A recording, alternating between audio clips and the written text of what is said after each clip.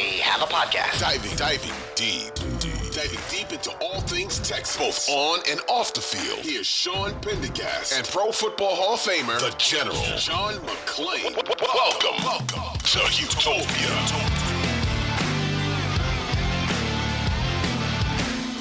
Hey everybody, welcome in. It is the Houtopia Football Podcast. Great to be with you on a Tuesday, our Tuesday edition of the show. It is a mailbag edition of the Houtopia Football Podcast. I got all your questions right here, everybody. HOU mailbag at gmail.com if you want to send us some questions in a future episode. I'm Sean Pendergast, one half of Payne and Pendergast, Sports Radio 610, joined as always by my good friend, the Hall of Famer, and our senior columnist at sportsradio610.com, John McClain. John, good afternoon. How are you? I'm doing great, Sean, as always. Good. Yeah, John, I'm doing great. You're doing great. And the Texans are doing great. You and I were just talking before the show. I don't know. I don't know if you're a big power rankings nerd like I am. I'm a huge power rankings I read nerd. them all. Yeah, I read them all. I take them very seriously. Anything that ranks people or things and judges them, I am all about. And the Texans, for the first time in a long time, are getting judged very favorably by the power ranking community. John, Seth and I do a segment every Tuesday at 9 o'clock, right after all the power rankings come out at 8 o'clock, called Power Ranking of the Power. We power rank the power rankings as to how they stack the Texans up. And there's 6 of them that we go through. NFL.com, ESPN, Athletic, so on and so forth. It looks like on average of the 6 that Seth and I subscribe to, the average appears to be about 12. That the Texans are one. The Texans, according to the experts, are a team that is in the top third of the NFL right now. This is a remarkable job done by DeMeco Ryans through 9 games so far. Absolutely. I wouldn't put them in the top 10. But I think 12 sounds about right. People have lost sight of the fact that you got beat 3 weeks ago at Carolina for the Panthers' only victory, and C.J. Stroud threw for 140 yards, and they lost to Atlanta. Both of those on field goals with no time left. But they're in a position now to win the next 3. And boy, if they do, and that means they beat the Jaguars, and that means they will be tied for first, assuming Jacksonville bounces back against Tennessee, and then they would own the tiebreaker. So technically, they would be in the division lead. I think we'll just see them climb steadily. Yeah, I mean, John, they are sitting on the cusp of such an incredible opportunity to further recapture the hearts and minds of people here in Houston. It's really It's so exciting. Arizona, very winnable game. Although the spread on this game, we'll talk more about the Arizona game come Thursday. The spread on this game is down to Texans -4. When I tell you that, what's your reaction that the Texans are a 4-point favorite at home against the Arizona Cardinals? I guess it's the Kyler Murray factor because there were 6.5 when I saw it early. Yeah. And now it's 4. So a lot of people think the Cardinals, who run the ball really well, but it doesn't matter. Texans been great at run defense, actually 8th in the NFL this week after being 32nd last week. But I guess it's the Murray factor because he looked better than I thought he was going to look in his first game back. I thought it was the Texans game in which he would look kind of like his old self, but there's no other reason to pick this game so close. Yeah, it's wild. I jumped on the Texans at -4 when I saw it. It was 5.5 when the week opened. But I saw 5.5 opening the week. You might have seen 6.5. I could see either one making sense. I thought 5.5 felt a little light, but I'm probably I'm looking at it through Battle Red goggles. Probably is my guess. John, the other thing that's going on right now is that C.J. Stroud seems to be getting some serious MVP buzz from a lot of people that watch the league. I don't know how much buzz he's getting from people A, who vote on it, and B, odds makers. But C.J. Stroud, John, on Monday was the cover story for Peter King's Football Morning in America. He was the cover photo in the headline. In The Athletic, their 10 big takeaways from the weekend, he was the cover photo and the headline. The words MVP have been bumping up against C.J. Stroud all week long. John, I tweeted this on Monday. He is the A, B, C, and D topic in this city right now. He also is all the shows on ESPN and the NFL Network. They're all talking about him. But I just looked at betonline.com, and I think he's fifth in the MVP That's voting, incredible. behind all the usual suspect quarterbacks. That's and amazing. I don't think he's going to be the first rookie to be voted MVP since Jim Brown in 1957.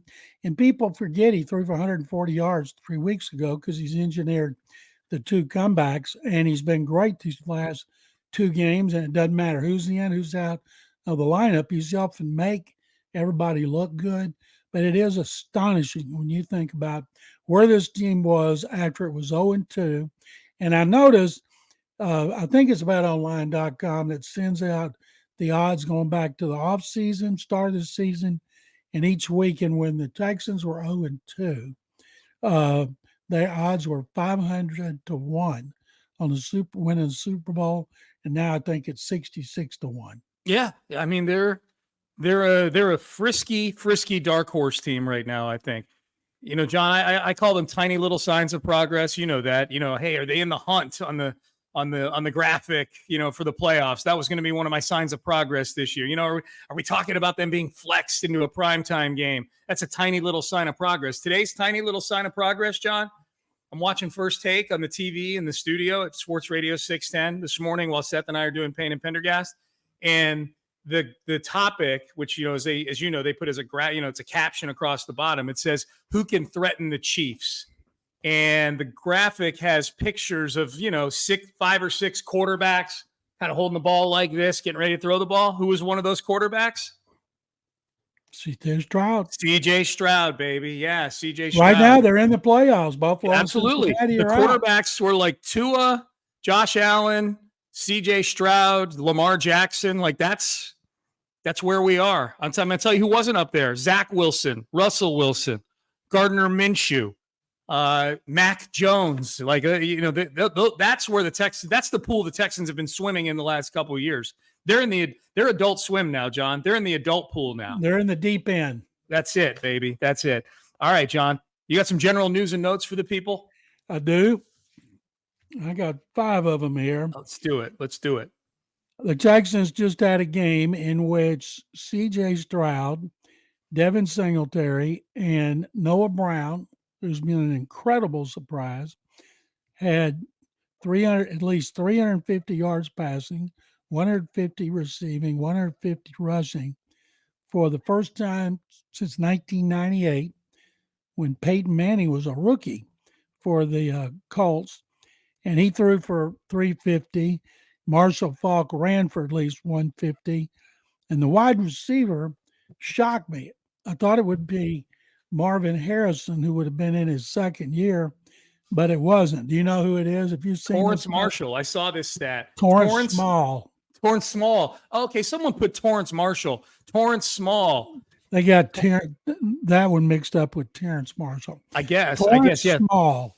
I couldn't believe it. I remember him vaguely, but I couldn't. I was stunned by that one. That's crazy. And you pointed it out, John.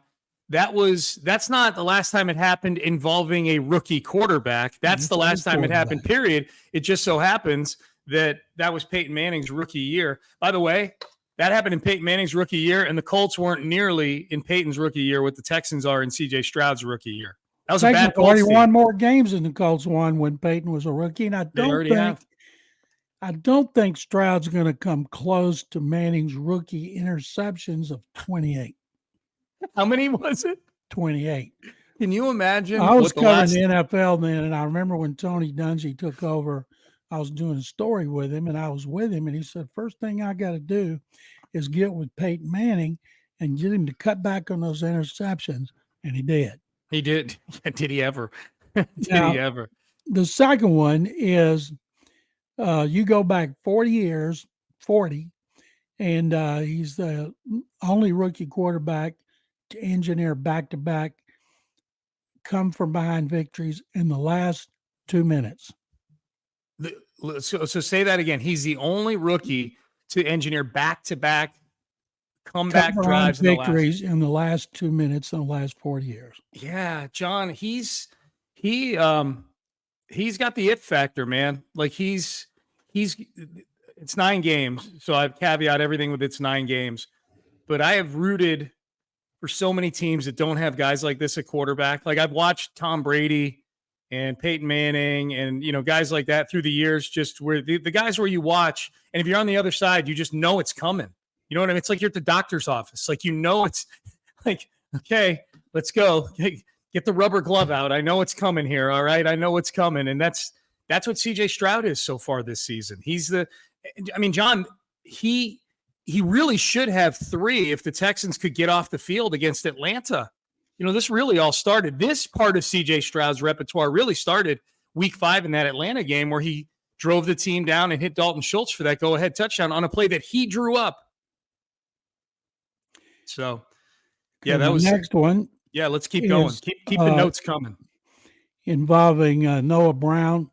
I went back through his game logs on every game he played with the Cowboys, and he was there actually 6 seasons. He was hurt 1 season. Last year was his best season. He had, I think, 43 catches, something like that. Mm-hmm. So the last 2 games, he's had 153 and 172 yards.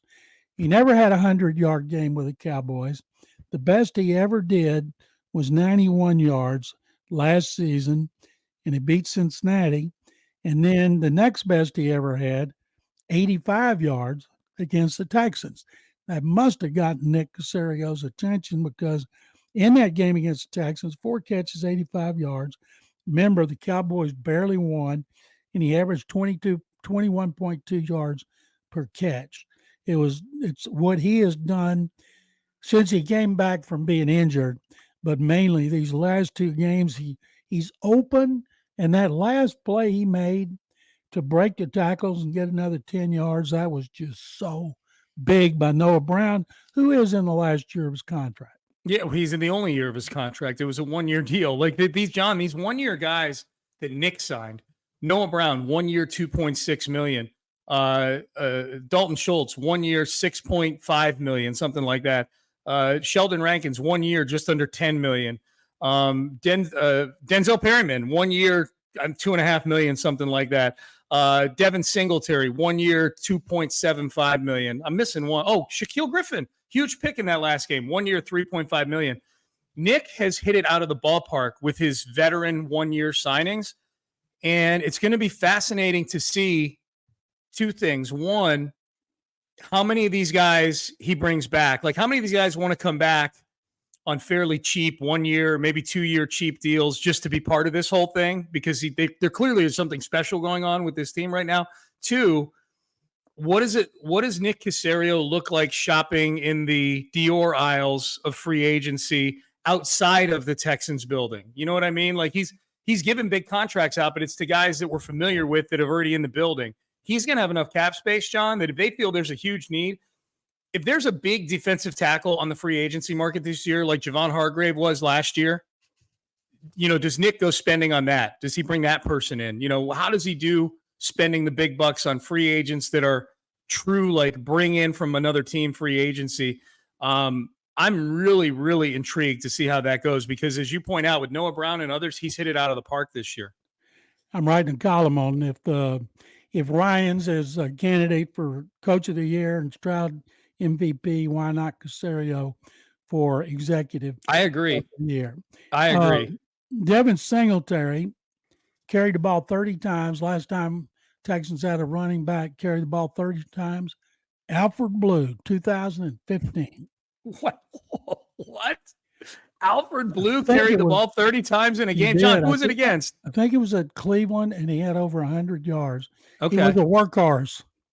Yeah, that was Ryan Mallett's only start that season where he went from beginning to end in that game because they had benched Ryan Fitzpatrick. Ryan Mallett starts against Cleveland, threw a touchdown pass to J.J. Watt in that game, if you recall.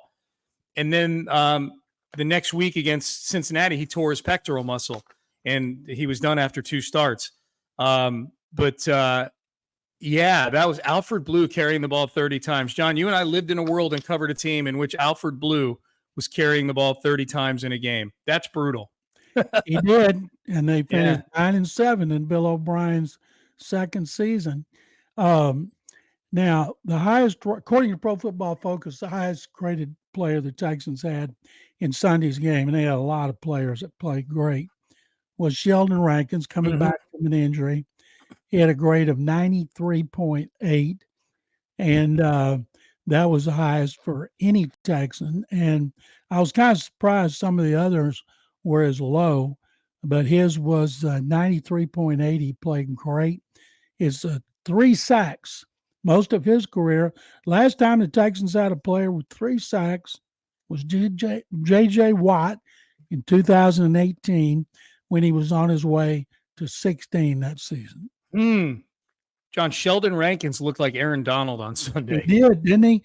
I watched Brian Baldinger go over every one of his sacks using the end zone camera, and he just went on and on. He just beat guys. Yeah. Even bad. One time, Jonathan Grenard worked over Orlando Brown Jr., just like he worked over Ike Kwanu at Charlotte, and he abused Orlando Brown. He's huge. Just drove him back into Joe Burrow. He got 1 sack, but he was great. And Jonathan Grenard wasn't one of the top-graded players, but he's in the last year of his contract. He's going to get paid by somebody. He is, and good for him. Hope it's the Texans. I'd love to see Jonathan Grenard stick around. That would be great. What's going to happen on these contracts, Sean? Most of these guys know it's their only chance to get a big one, and they're going to go where they get the most money because that's just the way it is. Hopefully, D'Amico Ryans and Nick Caserio, who work so well together, will target 3 or 4, and then maybe get guys like they got this year. Guys who are hungry, who are looking for a big payday, will come in here and buy in and play for a winner that probably next year should be favored to win the AFC South. Well, yes, I agree. This is where I really like having D'Amico working with Nick. Is that I think having D'Amico there as a guy who can kind of, as they're going through free agents, kind of sniff out the guys that are the good culture fits on these 1-year deals. I think that's the commonality of all these guys they brought in. They haven't brought in any 1-year, quitters or turds or anything like that. Like they brought in guys who are like we talked to Devin Singletary in the post game. Dameon Pierce is going to be back pretty soon. And if Devin Singletary isn't carrying the ball, forget about 30, even 10 times in the next game, and Dameon's getting the ball, Devin Singletary's cool with that because he just wants to win football games. I think D'Amico being a former player and being with the 49ers and now being with this team here, I just feel like their ability to sniff out guys who are the right guys to bring in on deals like that is going to be at its peak. And as long as we're talking about Rankins, John, the 3rd sack that he had was crucial. If I'm not mistaken, it was on the drive where they held the Bengals to a field goal on that last series of downs. There's 3 people we need to shout out. That it stayed at 27-27 instead of being 31-27 with a touchdown. Although I think even at 31-27, I feel like C.J. Stroud would have gone down and got a touchdown instead of a field goal if he needed to. That's how well he's playing right now. 3 people we need to shout out. One is Sheldon Rankins for the sack. I think it might have been a 3rd down sack too, if I'm not mistaken, that forced them into a field goal situation. 2, DeAndre Houston Carson for tackling Tyler Boyd on that long catch and run that kept him out of the end zone. I thought he was going to score. Houston Carson came out of nowhere out of the screen and knocked him out at about the 6-yard line or whatever it was, saved a touchdown, kept it at a field goal. So the Texans are a worst case scenario going to overtime. 3rd person we need to prop up, John, Tyler Boyd himself. Thank you for dropping that ball in the end zone, Tyler Boyd. Great job by you. Second drop. First one, he dropped sprinting across the field. He might still be running. Yep. All right, John. John, that was a good news and notes. I enjoyed that. That was fun. Thank you. Good job. Yeah. You ready to do some mailbag, John? I'm ready. All right. We do the mailbag, HOU mailbag at gmail.com. We've got questions sent in from listeners. John, we got a Rockets question and an Astros question. Good. You probably want to hit some Joe Espada, John. It's in the mailbag, so I saved it for this. All right. I want to hit some Rockets. I've been watching every game. And me too. Isn't it fun to be able to look forward to Rocket games again too? Sure is. It's great. All right, let's do this. All right, this is Richard Cortez. Goes by Rick. Rick from San Antonio. Said last game, Okay, this email actually came in before the Cincinnati game. He was talking about the run pass split of the Tampa Bay game. I'll just go with his second question here. Who's better at left guard, Titus Howard or Kenyon Green? Titus, because he's a veteran and he's played more, and we don't know squat about Kenyon Green. Yeah. But Titus is he's not a left guard. He's not going to stay at left guard. Yeah. John, I would love to know how Kenyon Green's doing right now. You know, like where is he? Is he in the building? A friend of mine saw him recently. He said he was still wearing his cast from his surgery. Okay, but he's had the surgery on it. What was a shoulder, right? I think it was a pec or biceps. Yeah, it was something. All right. He says, thanks, guys. Enjoy the podcast, especially after a big win. Let's go to J.R. Cortez. I don't know if he's related to Rick, but J.R. Cortez. I keep hearing that CJ threw his second interception on Sunday, but did he not throw one on the 2-point try against the Bucs? Doesn't count. Doesn't count. Yeah, does not count. That does not count as a pick. It is just a 2-point conversion, so it does not count. He asked us if we ever thought about getting some Houtopia podcast swag. Put me down for a large T-shirt. Keep up the great work, JR in Spicewood, Texas. Should we get some swag, Johnny? That would cost money. For us to generate it, you mean? Or Audacy. Yeah. I'll let you ask Audacy for the money. No, well, I don't know. If it's something we can turn a profit from, I'm happy to back it. So, all right. Good idea. We're putting that on the list of good ideas. John, where's Spicewood, Texas? Spicewood, never heard of it. Okay. He's from Spicewood. Charles Honeycutt. Is it fair to say that most Texan fans are now happy to rid themselves of Watson with how C.J. Stroud has played? In case you were wondering, I'm absolutely thrilled at my end. And he's got a Rockets question, too. John, I think it goes without saying people are thrilled with having Stroud and not having Watson. Stroud is already better than Watson, right? Well, Watson was great in his last game against Seattle, in which Richard Sherman, all those DBs said it was the greatest game ever played against them, rookie or veteran, including Aaron Rodgers. And he blew out his knee in practice the next day. But, Stroud's had 2 great games. I want to see more of it because there were some games that weren't great. So the first 2 were nothing. One of them was prolific, but they got beat bad. So I wouldn't say he's already better than Watson as a rookie. Watson had more touchdown passes, more rushing touchdowns, rushing yards. It's just Stroud has engineered those 2 victories. John, Deshaun had 8 picks in 7 games also. Let's not forget that. Oh, I know. I wrote a whole column about it last week. Yeah, I know, I'm sure. Yeah, but CJ, I don't know, John. It's you. So I can say he's clearly better. No. Okay. You can say he is. No, I think he's better than Deshaun right now. Like, I don't care about his rookies. Like, I'm talking about right now. Who would you rather have? You're going into a game, you got to win. He's not very good. He's been hurt all year. Yeah, he's not played well. Yeah. That's. I'm thinking right now, John. I also think this. Tell me if I'm crazy. I think C.J. Stroud I think if C.J. Stroud got hurt on the first play against Arizona and he was done for the year, like Deshaun getting hurt with his ACL in practice, I think C.J. Stroud, I think it's over. I think C.J. Stroud could not play another snap, and he's rookie of the year, offensive rookie of the year in the NFL. Well, I think that depends on what these other guys do that are playing a whole season. I don't think there's anything they can do, John, unless Jahmyr Gibbs went for 1,200 yards in 8 games. I've never seen anybody miss 8 games and win an award. I know. Except Mike Trout.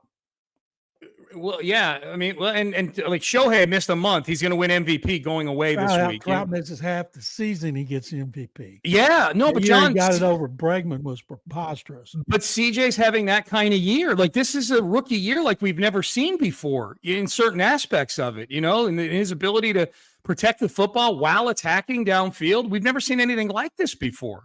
Nope, not at this stage. All right. Well, maybe that's a hot take by me, but I'm going to stick by it. I think hot take. Yeah, I think he's clinched rookie of the year. That's my hot take. Everybody is saying that, and I'm thinking back to Watson. What happened with him? Hopefully, knock on wood, that won't happen this season. Yeah, hopefully. Charles also said, "What are some of the key reasons why the Rockets are on a 6-game winning streak?" John, I'll let you have at this with the Rockets since you like watching them as much as you do. Ime Udoka came in as a highly praised coach. When they hired him, he had that scandal with a woman at the Celtics. But he'd grown up under Greg Popovich, maybe the greatest coach in history, along with Red Auerbach. And so everybody that I looked at that I respect covering the league or in the league, it was universal praise for him. Now, he reaped the benefits of having all these high picks, but signing Fred VanVleet was a great move. I mean, a tremendous move. He's already taken over leadership. They have balance. The continued progress of Sengun has been amazing, and they play defense. They hustle. They switch when they're supposed to switch.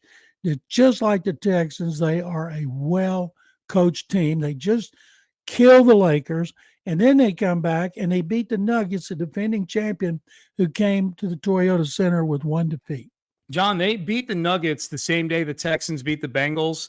And again, this is one of just a million striking similarities between these two teams over the last few years. This is a very specific one.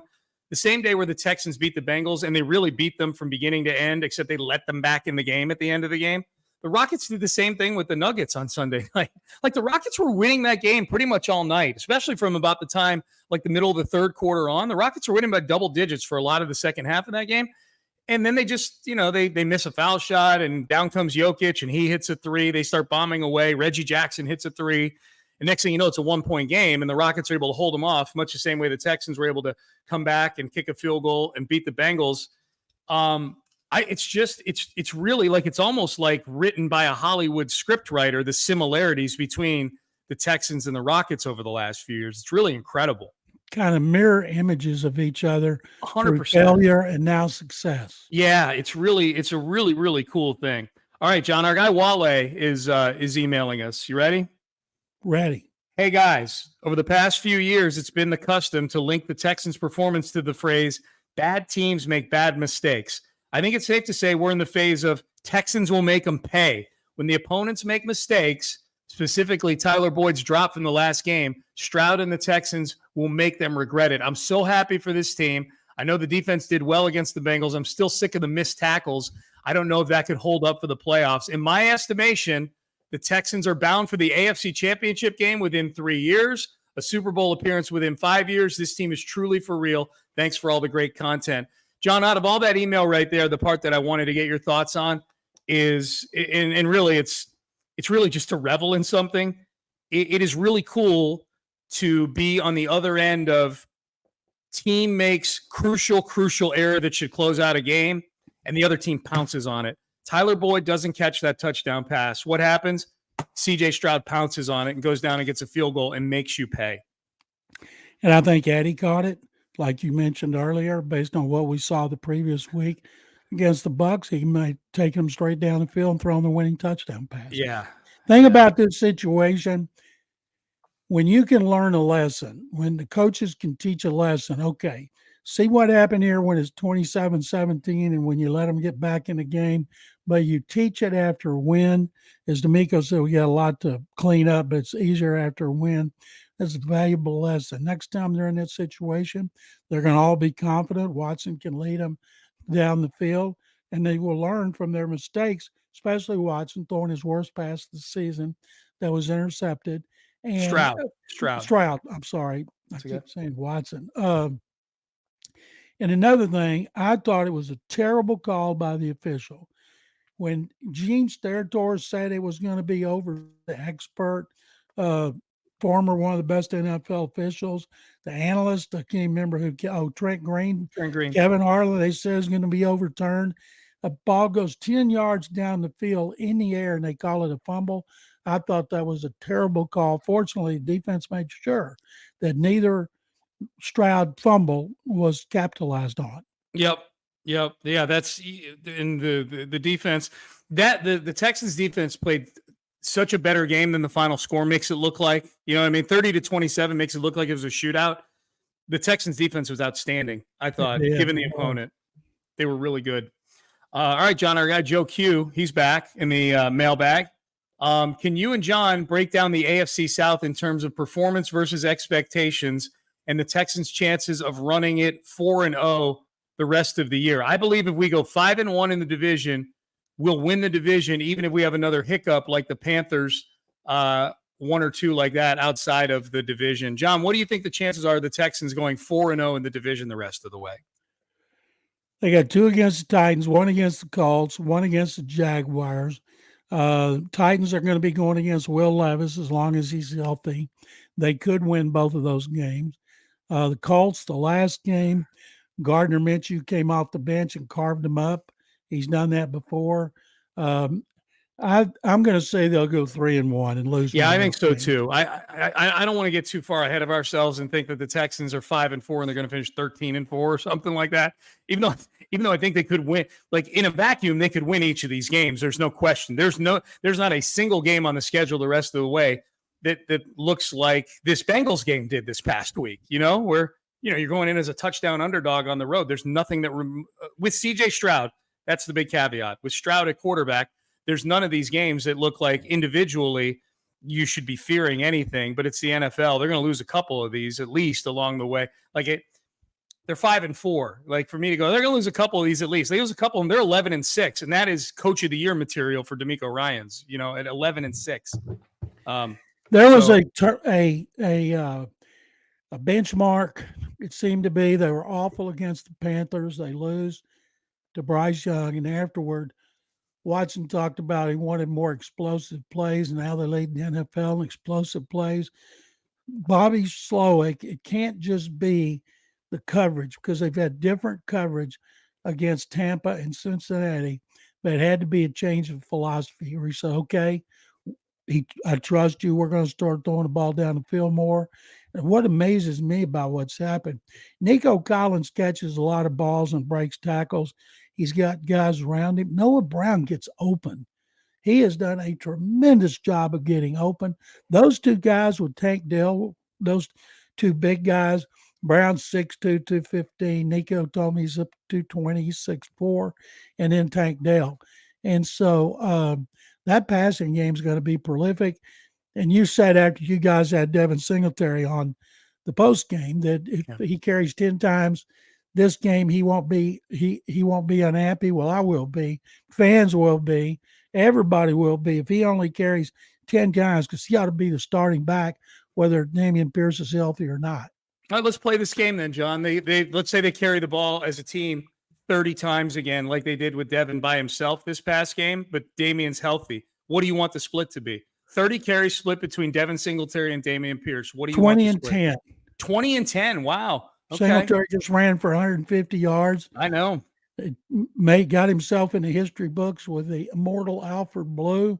He deserves to carry the ball. Maybe Pierce could have done everything he did, but it looks like Singletary has figured out the scheme, the zone scheme, where you get all the linemen go horizontally and you plant that foot, go find the hole and get through there. And so I want to see him in. And if Dameon Pierce proves he can start to do it too, then maybe the carries could even out. Yeah. All right. A couple more, John. You ready? Let's do this. Landon B. Case Keenum seems like he's basically a coach right now. Is that what's next for him specifically with this staff? I talked to him about it. He is like a coach. He's one of the underrated things going on with Stroud. He spends a lot of time working with Stroud, just like Gerard Johnson, the quarterback coach, deserves a lot of praise. Case, I think, is involved in some real estate deals, and you make a whole lot more money in real estate, but he just seems like he'd be a natural coach. And I'm going to guess that if he becomes a coach, he'd either be like assistant quarterback coach here. He's not going to go right in and take Gerard Johnson's job. One more season, Bobby Slowick's gone. He's going to be a head coach. And you hope that Gerard Johnson would stay here as the offensive coordinator if he's the most qualified candidate and not go with Bobby Slowick. Texans are going to have problems with 49ers doing. They always have people waiting in the wings. But knowing how much Case loves the Cougars, I could see if he said, I'd like to go into coaching, I could see whoever the coach is at U of H wisely reaching out to him. Yeah, I wonder if Case wants to do the whole recruiting thing. And, I could see them reaching out. If I'm Case, I stay above the college fray and just stay. Case is set up to get into this. Case is set up to be in the HOV lane into this whole Kubiak, Shanahan, Slowick, D'Amico, McDaniel, the whole thing. He's set up to get right into this tree right now, John, after he's retired. He could go from being assistant quarterback coach, coordinator, and head coach. Yeah, absolutely. All right. This is our guy Dave Howard, John, from Round Rock, I believe, right? Right. Says the story is that C.J. Stroud asked Nick Caserio to draft Tank Dell. Hang on, John. I know you're going to shoot holes in this. If that's true, and you got to ask Nick about this, he says, like Nick's going to give an answer. CJ may have made the best pick in the draft after his own, Tank being a third rounder. John, what do you have to say about CJ Stroud asking Nick Caserio to draft Tank Dell? Well, let's see. Since Stroud was in New York and Caserio was hunkered down at NRG Stadium, and Stroud was doing all these interviews and everything and being with his family, I find it really hard to believe he had time to call Caserio and Nick could take the time right in the middle of the draft and trade talk and go, oh, okay, we'll get Tank Dell. And so, no, I don't buy that. Okay. I think he praised the heck out of it, of course. Yeah. More than likely, D'Amico said, Tank's doing all those things we knew he could do. And I wanted to say, well, why didn't you draft him in the second round?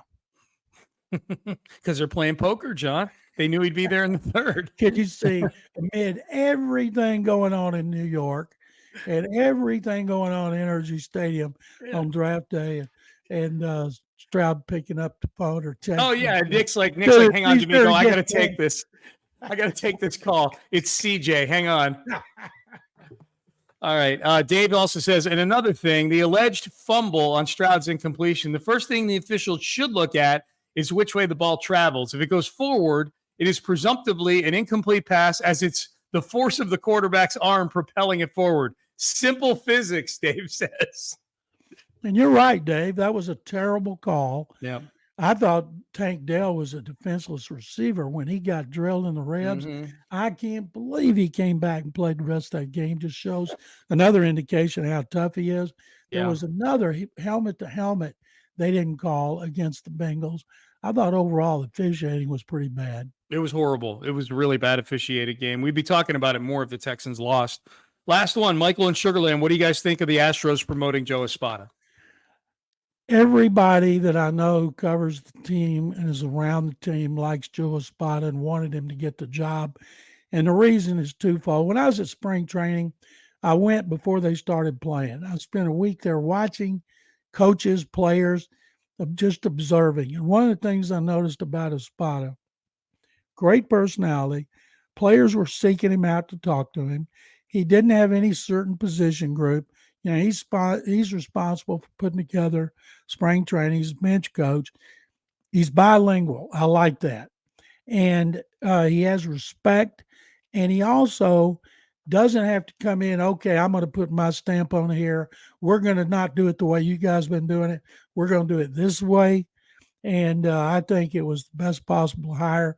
And if it doesn't work out, I can't complain about it because I think it's a really good hire, preserving continuity on a team that is still very capable of winning another World Series. Yeah, the part you touched on there, John, with them like bringing somebody in who's not going to try to change everything around, like that's the last thing they need. If anything, I feel like the changes that might get made would be that this is a team that's going to conduct itself a little bit more like the Hinch era than the Dusty Baker era, you know, especially the manager. I think the lineups, the way the bullpen gets handled, the use of analytics, not the overuse of it, just the use of it, I think is going to look a whole lot more. The synergy with the GM and the manager, which has been completely missing for the last several years. Really, honestly, the entire time Dusty was here. I don't think Dusty got along with James Click. I don't think Dusty got along with Dana Brown. And so at that point, once you're two GMs in, that's a Dusty problem. That's not an Astros problem anymore. So I think it's going to look a whole lot more like it did during the years of the rise of the Astros with Hinch and with Jeff Luhnow. And I think that's a great thing for Astro fans. I don't think that new managers, say Buck Showalter, national media had him as second, the odds to get him. Buck has a way he wants to do things. Yeah. I don't want a guy coming here going to get rid of a lot of players. Espada ought to know what's wrong with Fromber and Christian Javier. and players who had bad seasons. He's going to play Yiner Diaz, and he has a chance to hit 25 to 30 home runs, be the best hitting catcher the Astros have ever had. So I'm fired up about Espada doing the little things Dusty didn't do, and I can't wait to see what coaches the new manager brings back. Yeah, same here. John, what do you got going on these next couple of days on the website? I've got a Stroud column that's on the website. I got my grades from the game. I'm doing a column right now on Caserio and being a candidate for executive of the year, and just what we talked about, his job in the offseason, trying to decide, along with D'Amico Ryans, who go after. Will other teams overspend for their guys? And last week, Warren Moon was in town. I did an interview with him on CJ Stroud because he's been following his career carefully. So I'm going to do a column on Thursday with Moon talking about CJ Stroud. How did the surprise go to Warren Moon that he was going into the Houston Sports Hall of Fame? Has it been announced? What's that? Oh, I don't know. Do we need to edit this out? Oh, okay. I'm not sure. It was being announced today. I'm not All right, sure. James, edit this out. James. Yeah. No, I don't know that it's been announced. I can't remember if you. Well, you know what? I think it's 3:00 today. Okay. So let me. Well, I killed it. I think it's 3:00 today. All right, James, edit this out. Sorry. That's okay. I didn't know. We'll Yeah. talk about it. We can bring it up Thursday. Okay. Sounds good. All right. Let's restart now. John, I enjoyed it as always. Sean, I did too. Thank you very much. It's a lot of fun talking about the Astros, the Texans, and the Rockets. I know. It's fun. It's awesome. All right. Hey, for those of you who have not yet done this, click on the subscribe button, and you will get the podcast sent to you automatically, sent right to your device, however it is you listen to your podcast. Click that subscribe button, and we appreciate that. Give us a review if you'd like. Tell us if you like the podcast. We appreciate that as well. Big thanks to James, our producer, for not only getting this podcast out to you, but editing it on the occasion that it needs editing from time to time as well. James does a great job, and he's the one who's responsible for getting this out in such a timely fashion. All those great YouTube clips that you get to see on our social media, that's James as well. So big thanks to him. For James Jackson and for John McClain, I'm Sean Pendergast. We are out of time. We will see all of you on Thursday. We'll preview the Texans and the Cardinals as the Texans look to go 6-4 on the season and set up a huge Week 12 matchup with the Jacksonville Jaguars. Until then, have a great day, everybody. Thanks for watching. If you enjoyed this video, please don't forget to give it a thumbs up and subscribe to our channel for more content like this. If you want to see more of our videos, be sure to check out our playlist and let us know what you think in the comments below. Also, don't forget to follow us on social media to stay up to date on our latest updates. Links are in the description. Thanks again for watching, and we'll see you in the next video.